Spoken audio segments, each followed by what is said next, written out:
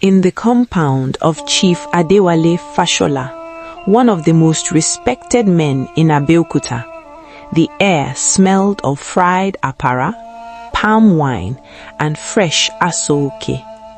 Women moved in lines carrying trays of food on their heads. Children chased each other between the legs of elders. The whole village had come, not because they were invited, because in Yoruba tradition, a wedding belongs to everyone. Her name was Adunola Ojo, 22 years old, daughter of a seamstress and a primary school teacher.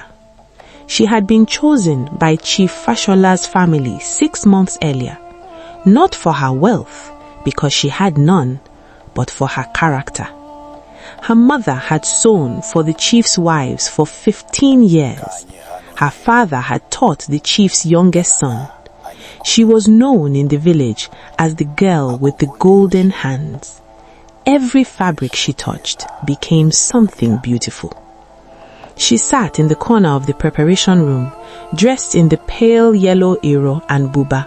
Her mother had spent 3 weeks sewing by hand. Her gile was tied perfectly. Her skin glowed with shea butter. She was not trying to be extraordinary. She simply was. She was nervous. Of course she was. She had only met the man once, briefly, at a family introduction ceremony. Damilola Fashola, the chief's first son. He had been living in London for 5 years, studying business. He had come home with a British accent and shoes that cost more than her father's monthly salary. He had barely looked at her that day. But this was tradition. This was how things were done, and she had trusted the elders.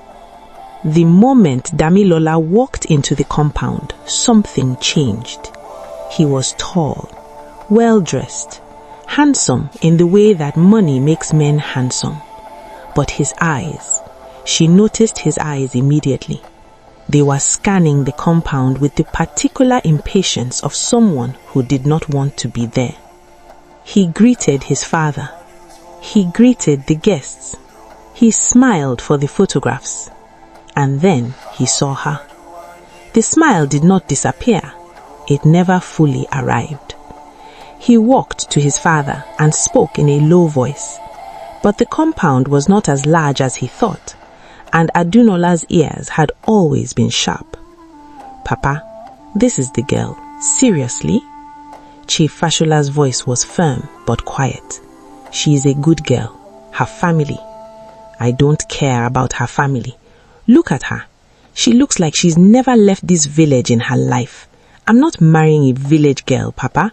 I have a life in London. I have standards." The drumbeats continued. Nobody else had heard. But Adunola had heard everything. What happened next was the part she would never forget. The part that would wake her up at 3 a.m. for years. Damilola walked into the compound. He did not whisper. He did not pull his father aside. He stood in front of the guests, the elders, the women with their trays, the children who had stopped running, and he spoke loudly and clearly, the way a man speaks when he wants to be certain he is heard. "I cannot do this. I am sorry to the Ojo family. I respect you, but I cannot marry this girl. She is too simple, too local, too... This is not the life I am building." Someone dropped a tray. Adunola did not cry, not immediately.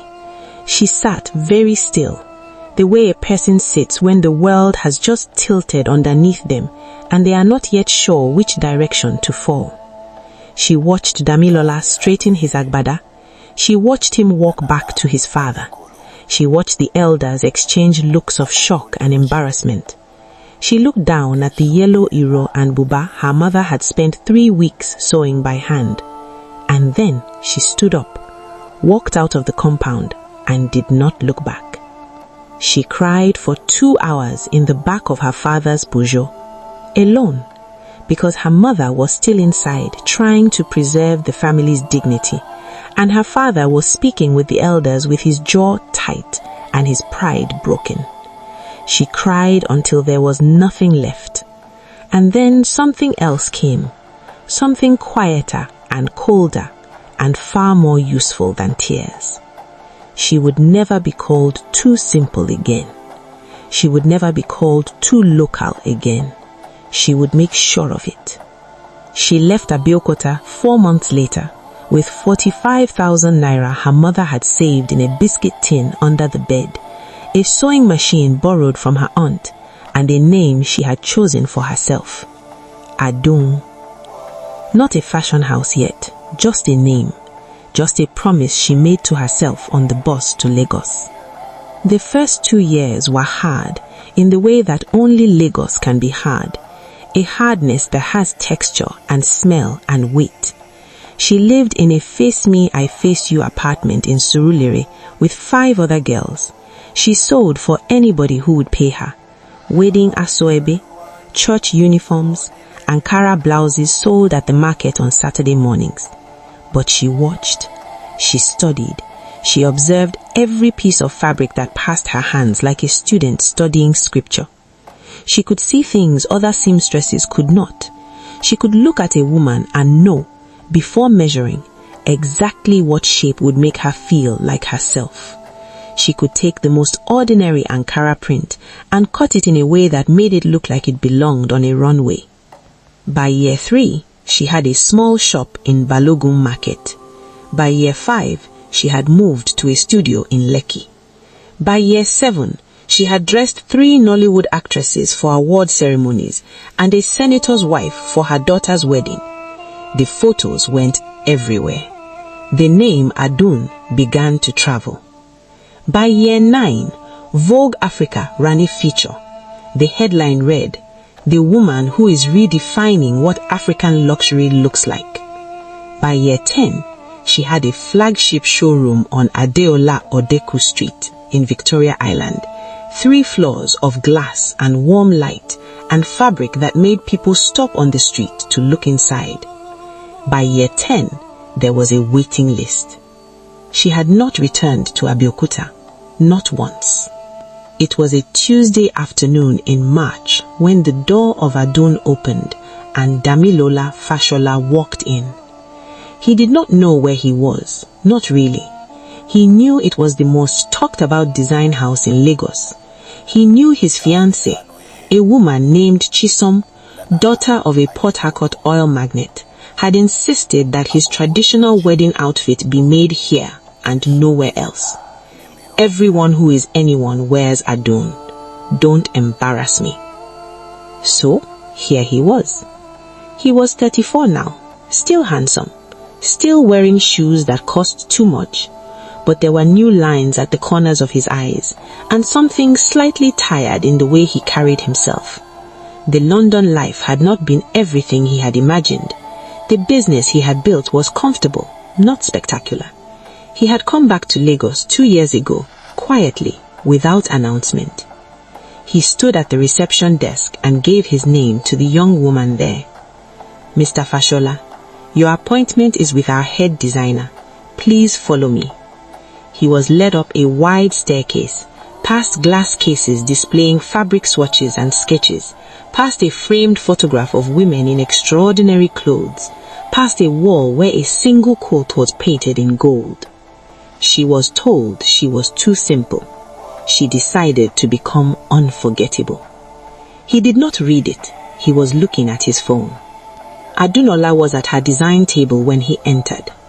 She had known he was coming since Monday. Her receptionist had taken the booking and mentioned the name, and Adunola had sat very still for a long moment before saying, "Confirm the appointment," in a voice that gave nothing away. She had spent Monday night sitting with that information, feeling it from every angle, asking herself what she wanted to do with it. By Tuesday morning, she had her answer. She would be professional. She would be warm. She would be exactly the designer she was to every other client, and she would let the room do the rest. She looked up from her table when he entered. "Mr. Fashola, welcome to Adun. I'm Adunola. Please sit down." He sat, He looked at her the way people look at someone who seems vaguely familiar but cannot be placed. A slight narrowing of the eyes, a tilt of the head, gone in a second. He did not recognize her. Of course he did not. She was not the nervous 22-year-old in a borrowed gele anymore. She was 32 years old, in a perfectly cut ivory linen suit of her own making, her locks pinned up with a single gold clip, sitting behind a desk in a building she owned. She was not smaller than the room. She was the reason the room existed. "So," she said, opening her notebook, "tell me about the occasion." He told her about the traditional wedding, 2 months away, Port Harcourt, large family. His fiancée wanted everything to be perfect. She asked questions, calm, precise questions. His measurements,